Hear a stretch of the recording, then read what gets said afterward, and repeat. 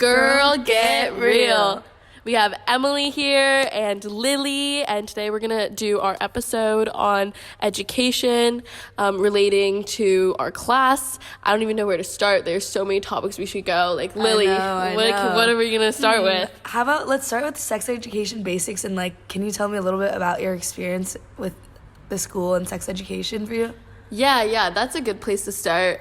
We can compare and see, I want to hear your stories. Where are the gaps with sex education? So my experience, I think, is a little bit unique in the sense that I went to an all-girl private school, and we actually had a pretty in-depth conversation about contraceptives methods and birth control, which I think that compared to my friends at college, they didn't have these conversations, and they didn't know how it affected their body, the percentage of protection that it gives you, using pulling out versus condoms and stuff like that. But in terms of actually sexual health and knowing types of sex, everything was heteronormative. We talked about how to prevent with STDs and have safe sex, thinking through a perspective of sex only between the straight straight lens. couples. So people who identified under the queer community, I think that they were not helped in the way that they needed to, and they didn't have those resources. How about you? How did your experience go with that? Yeah, I would say my experience is, I went to a public school, so obviously I had boys and girls in it, and but I feel it was also very similar to my your experience, where it was very straight sex, and I knew nothing of it. And I also had a interesting experience because I had also not even a weird, very quirky teacher, but she also was racist. So that was also an interesting part, and she would tell us about the contraceptives for penetration sex, and that's it. And obviously she didn't mention anything of masturbation or just sex for pleasure. It was just for reproduction. And I also feel they would play these crazy videos of birthing to discourage us from even having wanting to have sex because you're gonna end up being pregnant. No, and that totally I was even thinking about that when we were reading. Who was the author?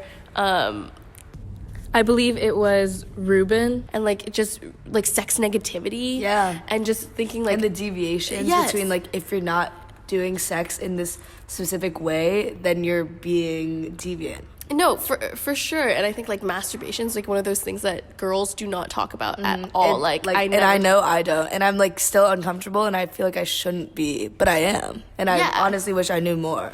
No, because no one really teaches you that it's something that you do. You kind of just, it's a self-discovery, and no one talks about it. But for guys, it's a lot more common. You talk about it with your guy friends maybe, but for girls it's somewhat taboo. It's so taboo. And I remember girls in high school would be oh, she masturbates or whatever. It's so it's dirty. Yeah, it's dirty, and I wish it wasn't viewed upon like that. But I think society has put these random constructs on us that's made us afraid of our own our own bodies. Pleasure. Yeah. And but I totally agree. And so what are things that you wish that you learned from sex education? I feel I wish I learned more about I guess masturbation, because I'm still I don't know much about it. And you are right, there's parts of exploring and stuff, but I feel that's really what I don't know much about, and they don't even mention that. I guess they talked about an orgasm once or twice, but no, but they don't tell you how it works. Yeah, with guys it just seems so simple. Yeah. But how to enjoy sex, because in how, most girls, they can't orgasm from just straight penetration. Yeah. And so that I agree. I wish that I knew that about sex education. And also I don't know, I've talked to my friends about what happens if you aren't protected. And I know that in a lot of schools, we both went to places, I guess we had different experiences because you went to co-ed school, I went to a single sex school, but then there's my friends who go to schools, these huge public schools that actually have nurseries in their high schools, because they because it's super common for girls to like have like teenage pregnancies. So then they have like the nurseries, and then that's just such a culture shock to me. No, yeah, that's very different, and really like nice that they like are offering that as an option. Like obviously different communities have different like socioeconomics, where it's like just like things roll differently, but that's really interesting that you mentioned that and how like accommodating that school was of mothers who are teens, because I feel like a lot of times they're outcasted, and I feel like that needs to change. Yeah, that's so unfair, because they don't have the resources in the beginning and the educational resources to know what preventative measures so they don't get pregnant, and then they're outcasted, and then usually they have to stop their schooling, start a family. Like sometimes the partner's not in the picture, and we see these on like shows and like through people we know, and we're like, oh my god, can you believe this happened to her? But it's not her fault necessarily. Like it's the entire system. Yeah, and, like, the how education system. Yeah, and then she if they don't go to university like that, like it's not like her life doesn't necessarily end there, but like there's a lot more struggles that you get with being like what happens if she's a single mother, and we talked about that, like you're outcasted for that too, and in a way you're othered, and you have like those problems, and that was in Gamson's like the queer dilemma reading.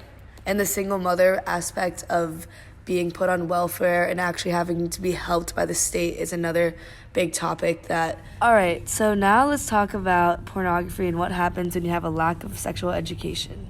Yeah, I feel like anytime we don't know anything, or like we are searching for the answer for a question, we turn to like one thing.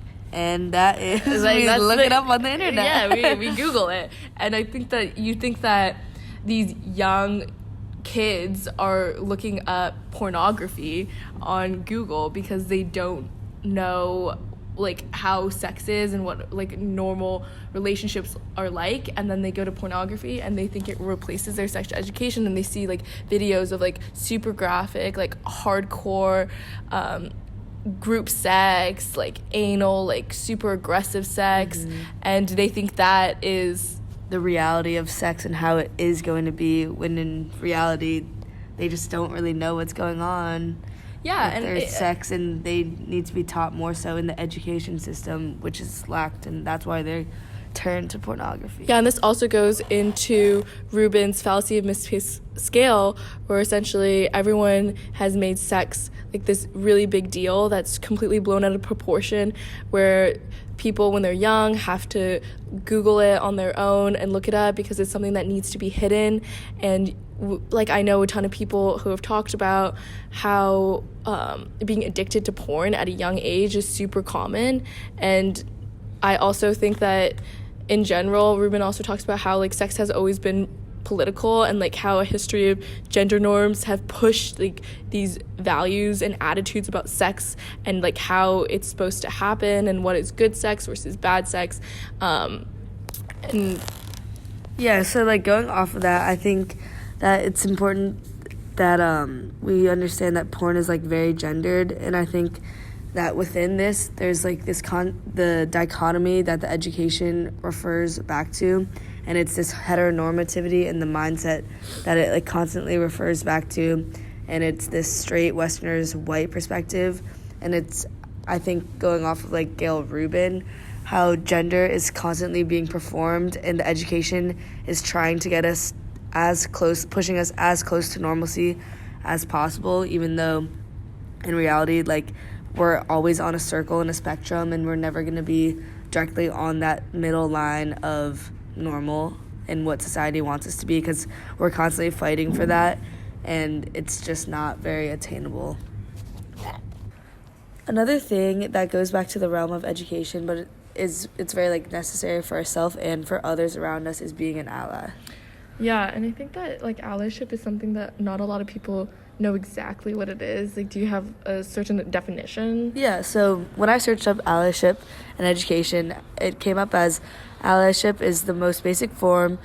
In its most basic form is the ability to create in the space that allows someone else to be their authentic self. And I think a crucial component that involves this allyship is recognizing their own privilege and using it to influence inclusion and call out or change behavior that perpetuates other biases and systematic oppression based on like race, gender, religion, and sexual orientation and ability. And that's good definition. And I think that what happens in education is oftentimes like allyship can be pushed like to the side, and it's not really talked about because people are like, oh, like it's your identity, so you have to deal with the repercussions and the problems that come with that by yourself. So going off of this allyship realm, how have you yourself like noticed you being an ally? I think it's something that we learn by experiencing. So at my school, one of my best friends was transitioning, and at an all-girls school, this was definitely like a highly public like event that like parents were talking about and getting involved with, and also like the administration, students all had the opinion, and it was like his body, and he was going through like a lot of emotions, and going through that journey has really like changed my perspective about allyship, because it kind of like reminded me a lot like during the baby X topic when we talked about like as like students we don't really care that much about like whether you want to do this, like what you want to do with your body, like how you want to dress, like all those things, but it's mostly people with with an old school mindset. The board of my school was like having protests like along with like the PTA, the parent association, and everyone was involved in saying like what they thought, but they didn't really care what he thought and what he was going through and why he was making these decisions and wanting to stay at a school that he felt comfortable with and accepted by. And I think that is a form of allyship that was overlooked, and that's like my personal experience. Thank you so much for sharing that. So Lily, can you give me the fact of the day? Yeah, so a fun fact that I found was that taxpayer money has been funding abstinence only until marriage education since the Reagan era. How does that work? So basically they were giving a bill of $200 million to promote chastity and self-discipline into the public and private school systems. What is this bill called? It's called Congress passed the Adolescent Family Life Act without hearing on the floor or votes. It was just tackled as a health bill. Oh, interesting. So in the end of the day, that means that most education systems are just focused on like the principles of sex outside of marriage will damage your physical and mental health. And like abstinence is the only way to avoid getting pregnant or contract an STI. So you're not supposed to have sex before marriage. And this is something that's like self-imposed on all students in like a general education program. Yep, correct. That's really interesting. Well, I hope you guys enjoyed hearing us talk about our experiences, and we hope you enjoy the next episode. So stay tuned for the next episode on our podcast. See you later, guys. Bye.